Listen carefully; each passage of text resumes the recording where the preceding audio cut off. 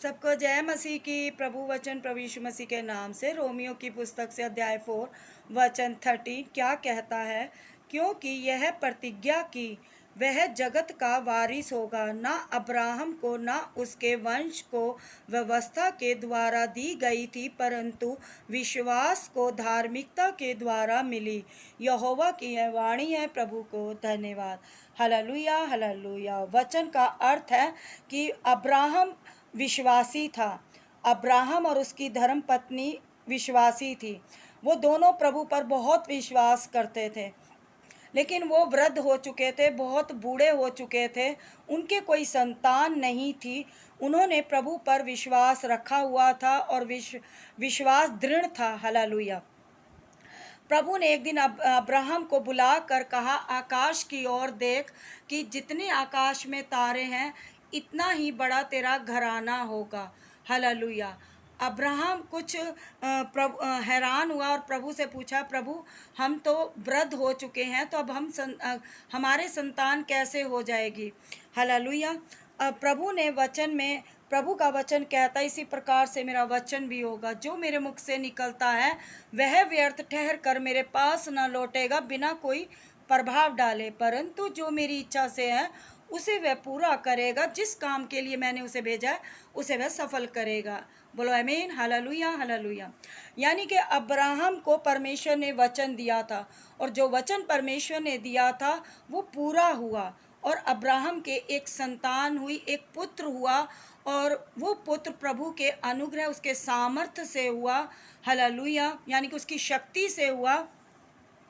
और अब्राहम का जो पुत्र था वो निज पुत्र था उसका अपना, और वो उसका उस पुत्र के द्वारा इतना बड़ा घराना बनता चला गया कि उसे वो वचन याद आया जो प्रभु ने अब्राहम को दिया था आकाश के नीचे खड़े होकर, कि देख इन तारों की ओर, इस आकाश की ओर, कि जितने इसमें तारे इतना बड़ा तेरा घराना होगा।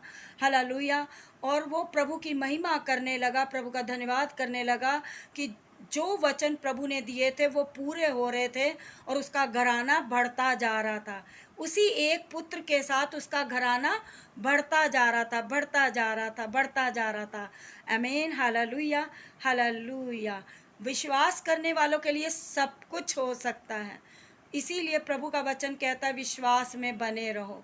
विश्वास हम सब का होना चाहिए, और अनुग्रह परमेश्वर का होता है। हालेलुया। दया परमेश्वर की होती है। हालेलुया।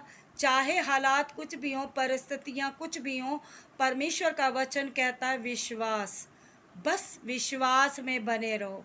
नजरें परमेश्वर पर टिकाए रहो, और परमेश्वर पर भरोसा रखो।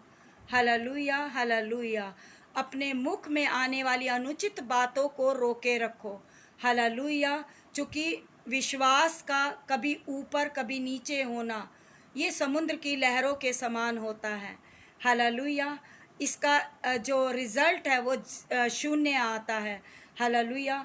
इसलिए जब हम विश्वास में बने रहते हैं तो शैतान हमारी परीक्षाएं लेता है, शैतान हमें नीचे गिराने की कोशिश करता है, शैतान बहुत कुछ ऐसा करता है जो अनुचित होता है। कई बार मनुष्य उससे उत्पीड़ित हो जाता है।